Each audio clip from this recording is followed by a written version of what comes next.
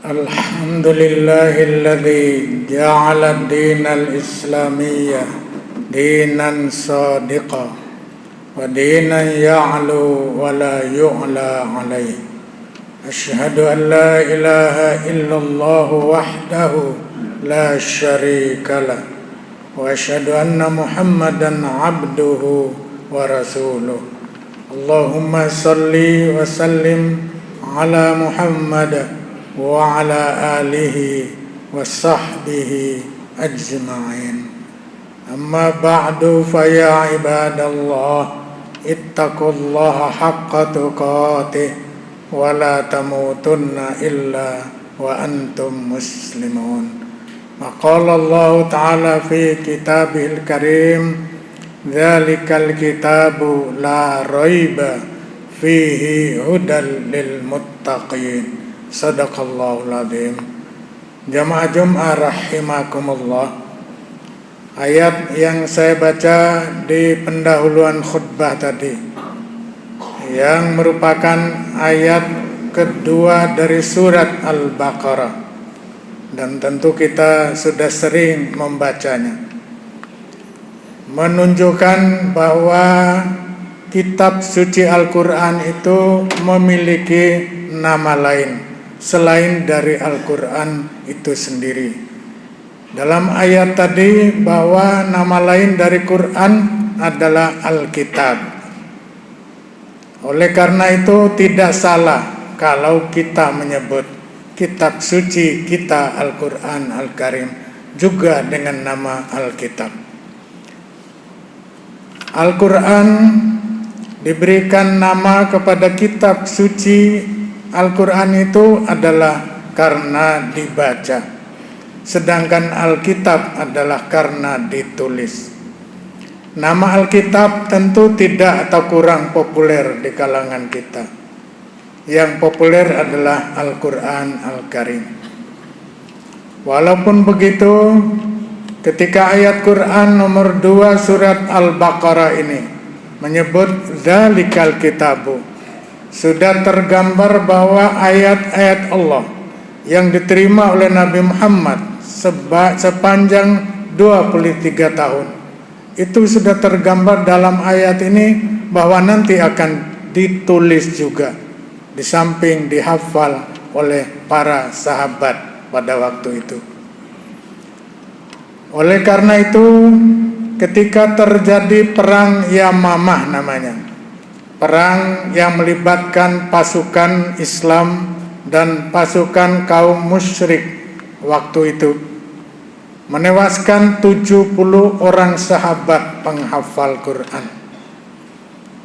Ketika itu Abu Bakar menjadi khalifah pertama, lalu Umar sebagai nanti menjadi khalifah kedua.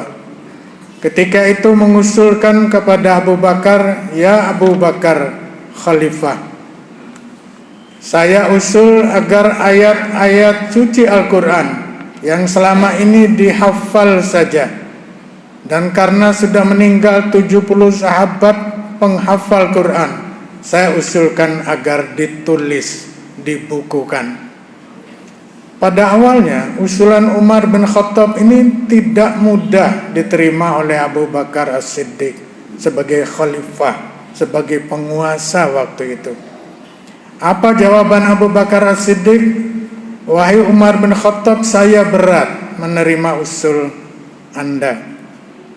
Rasulullah tidak pernah memerintahkan, Rasulullah tidak pernah mempraktekkan penulisan ayat-ayat Allah tersebut. Saya lebih sanggup memikul gunung yang berat itu daripada melaksanakan usulan Umar bin Khattab." Demikian jawaban Abu Bakar As-Siddiq. Pada akhirnya setelah yakinkan oleh Umar bin Khattab, diterimalah usulan Umar tadi oleh Abu Bakar As-Siddiq. Jadilah kitab suci Al-Quran pertama dibukukan pada masa Abu Bakar As-Siddiq, seperti yang kita miliki sekarang. Oleh karena itu, kalau ada sebuah pernikahan yang maharnya adalah kitab suci Al-Quran, itu memang tidak pernah ada pada masa Rasul. Karena pada masa Rasul belum dibukukan ayat-ayat Allah tersebut dalam sebuah mushaf. Jamaah rahimakumullah, dari cerita tadi, sejarah tadi, tergambar bahwa kalau dikatakan bahwa apa yang tidak dilakukan Rasul, tidak dipraktekkan, dicontohkan oleh Rasul itu sebagai sebuah bid'ah, maka yang melakukan bid'ah pertama adalah Abu Bakar As-Siddiq atas usul Umar bin Khattab tadi. Namun kita tidak boleh langsung memutuskan bahwa itu sebuah bid'ah, karena hukum Islam itu berkembang sesuai dengan perubahan situasi, perubahan keadaan di masyarakat. Seandainya Umar bin Khattab tadi tidak mengusulkan kepada Abu Bakar, dan Abu Bakar betul-betul menolak, dan akhirnya ayat-ayat Allah mungkin belum dibukukan, entah sampai kapan waktu itu. Apa yang terjadi? Kerugian ada di tangan umat Islam, karena tidak ada kitab suci yang menjadi pegangan umat Islam. Apakah mungkin umat Islam mampu menghafal, semua umat Islam menghafal ayat-ayat Allah? Rasanya tidak mungkin. Untunglah usulan Umar tadi diterima oleh Abu Bakar As-Siddiq, dan jadilah kitab suci Al-Quran seperti yang kita pegang sekarang. Jamaah rahimakumullah, banyak hal lain yang diusulkan oleh Umar bin Khattab dan dipraktekkannya sendiri, walaupun berbeda dengan apa yang beliau lihat dari praktek Rasulullah. Pada masa Rasulullah, orang-orang mu'alaf, orang yang baru masuk Islam, itu diberikan zakat oleh Rasulullah sesuai dengan ayat 60 surat At-Taubah. Tetapi pada masa Umar bin Khattab, khalifah kedua, beliau tidak membagikan zakat kepada mu'alaf dengan pertimbangan bahwa mu'alaf pada masa Umar bin Khattab sudah pada kaya, maka tidak perlu dibagikan zakat kepada mereka. Apakah kita berani mengatakan Umar bin Khattab sebagai orang melakukan bid'ah? Nampaknya juga tidak berani. Para ulama mengatakan bahwa Umar telah melakukan bid'ah karena menyalahi apa yang telah dilakukan oleh Rasulullah. Demikian juga Khalifah Utsman bin Affan, walaupun ini memang menjadi masalah khilafiyah, tapi perlu saya ungkap bahwa azan di hari Jumat pada masa Rasul, masa sahabat Abu Bakar, masa sahabat Umar, itu hanya satu kali dilakukan setelah khotib naik mimbar seperti di sini ini tadi. Tetapi pada masa Utsman bin Affan mulailah pertambahan umat Islam yang luar biasa. Utsman bin Affan berpikir, kalau azan cuma sekali, maka akibatnya banyak umat Islam yang jauh rumahnya dari masjid terlambat datang ke masjid. Oleh karena itu Utsman menambah azan yang pertama begitu masuk waktu duhur, sehingga umat Islam bisa berkumpul lebih dahulu, barulah khatib naik mimbar dan azan dilakukan, seperti yang terjadi pada masa Rasul, sahabat Abu Bakar dan sahabat Umar bin Khattab. Sahabat-sahabat ini menyaksikan langsung apa yang dipraktekkan oleh Rasulullah, tetapi berani melakukan perubahan, pembaruan hukum Islam karena terjadi perubahan masyarakat. Oleh karena itu jamaah rahimakumullah, kita sebaiknya tidak mudah membid'ahkan seseorang yang melakukan sesuatu yang mungkin saja belum atau tidak pernah dilakukan oleh Rasulullah. Peringatan Maulid Nabi misalnya di bulan-bulan ini dan besok Sabtu adalah 12 Rabiul Awal, hari lahirnya Rasulullah. Ada sebagian orang Islam yang membid'ahkannya, tidak boleh dilakukan, sesat dan sebagainya, karena tidak pernah Rasulullah sendiri merayakan ulang tahunnya. Umat Islam merayakan hari lahir Rasulullah dengan pertimbangan bahwa ketika diperingati lalu diberikan ceramah, pencerahan bagaimana kehidupan Rasulullah begitu susahnya memperjuangkan Islam sehingga tersebar ke seluruh dunia, bagaimana ajaran moral diajarkan Rasulullah diterangkan oleh para penceramah ketika peringatan Maulid Nabi di bulan Maulid seperti ini. Lalu apa salahnya kita lakukan? Itu pertimbangan sebagian masyarakat yang merayakannya. Ketimbang kita merayakan ulang tahun kita yang menghabiskan biaya begitu besar yang mungkin saja tidak ada guna dan manfaatnya, maka lebih baik memperingati hari lahirnya Rasulullah Sallallahu Alaihi Wasallam jika diisi dengan ceramah yang jelaskan bagaimana ajaran-ajaran Islam yang dibawa oleh Nabi Muhammad Sallallahu Alaihi Wasallam. Dari cerita tadi, uraian saya tadi yang singkat tadi, dapat kita fahami bahwa tidak semua apa yang pernah dipraktekkan oleh Rasulullah itu menjadi sebuah ajaran agama. Misalnya Rasulullah dari segi cara makan, Rasulullah makan dengan 3 jari. Apakah kita karena begitu kepingin ikut sunnah Nabi lalu kita makan dengan 3 jari? Tidak juga, kita pakai sendok.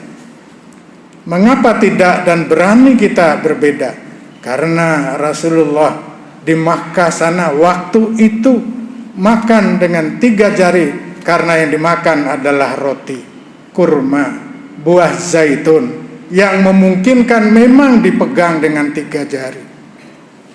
Lah kalau kita di Indonesia makan rawon, makan soto, apakah mungkin kita pakai 3 jari? Nyatanya tidak pernah dikritik.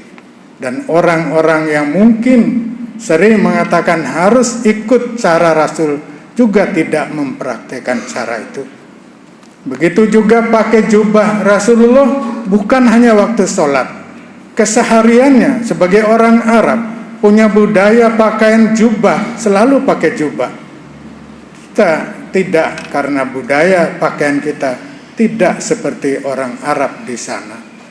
Begitu juga Rasulullah berjenggot. Lalu kita ikut Rasulullah sebagai sunnah Rasul, silakan saja. Tapi itu bukan menjadi ajaran agama yang kalau kita tidak menirunya lalu kita dosa. Tidak, karena bisa jadi Rasulullah orang Arab punya gen, punya turunan untuk bisa punya jenggot, apalagi lebat. Kita orang Indonesia mungkin saja sebagian besar tidak punya turunan, tidak punya gen untuk memiliki jenggot. Lalu apa kita salah? Sebaliknya jamaah rahimakumullah, sebaliknya adalah hal-hal yang bisa saja tidak pernah dilaksanakan Rasulullah, tidak pernah dicontohkan Rasulullah, lalu kita melaksanakannya seperti peringatan Maulid Nabi tadi. Mudah-mudahan kita menambah wawasan untuk tidak memahami ajaran Islam itu secara sempit, secara kaku, sehingga sedikit saja berbeda dengan Rasulullah lalu dikatakan sebagai sebuah hal yang bid'ah, sesat dan seterusnya. Mudah-mudahan ada manfaatnya. Barakallahu li wa lakum wa lisairil muslimin wal muslimat fastaghfiruhu innahu huwal ghafurur rahim.